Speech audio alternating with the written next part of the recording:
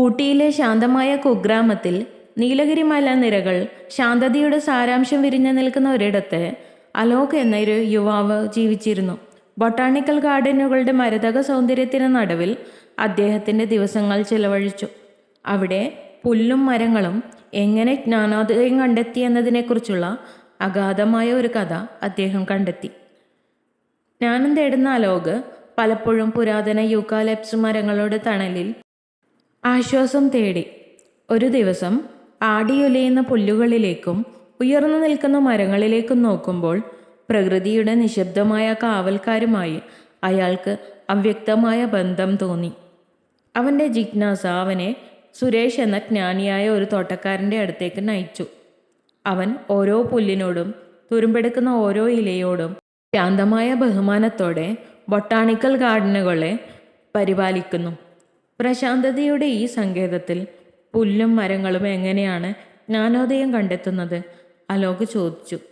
അറിയാവുന്ന ഒരു പുഞ്ചിരിയോടെ സുരേഷ് വിശാലമായ ആൽമരത്തിൻ്റെ ചുവട്ടിലിരിക്കാൻ അലോകിനോട് ആംഗ്യം കാട്ടി.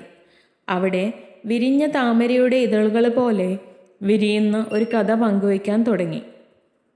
സുരേഷിൻ്റെ കഥ ആരംഭിച്ചത് മഴക്കാലത്താണ്. ആകാശരാഗം പോലെ ഭൂമിയെ അലങ്കരിച്ച മഴത്തുള്ളികൾ. ഓരോ മഴത്തുള്ളിയും പുല്ലിനും മരങ്ങൾക്കും പരസ്പര ബന്ധത്തിൻ്റെ ജ്ഞാനം പകർന്നു നൽകുന്ന ഒരു അധ്യാപകനായിരുന്നു എന്ന് അദ്ദേഹം വിശദീകരിച്ചു. സൂക്ഷ്മമായി കേൾക്കൂ.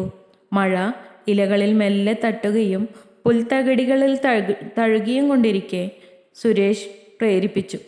പ്രതിരോധമില്ലാതെ സ്വീകരിക്കാനും മഴ നൽകുന്ന പോഷണത്തെ നന്ദിയോടെ സ്വീകരിക്കാനുമുള്ള അവരുടെ കഴിവിലാണ് രഹസ്യം.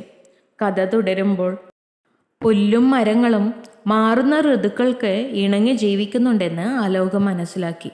കത്തുന്ന ചൂടിൽ അവർ സൂര്യൻ്റെ ചൂടിന് കീഴടങ്ങി മനോഹരമായി തല കുനിച്ചു. തണുത്ത കാറ്റിൽ അവർ സ്വീകാര്യതയുടെ നൃത്തത്തിൽ ആടി. ഋതുക്കൾ പോലെ ജീവിതവും വളർച്ചയുടെയും വിശ്രമത്തിൻ്റെയും നവീകരണത്തിൻ്റെയും ഒരു ചക്രമാണെന്ന് മനസ്സിലാക്കുക എന്നതാണ് പ്രബുദ്ധതയുടെ താക്കോൽ, സുരേഷ് വെളിപ്പെടുത്തി. പുരാതന ആൽമരത്തിൻ്റെ ചുവട്ടിൽ സുരേഷ് കഥയുടെ ധാർമ്മികത അനാവരണം ചെയ്തു.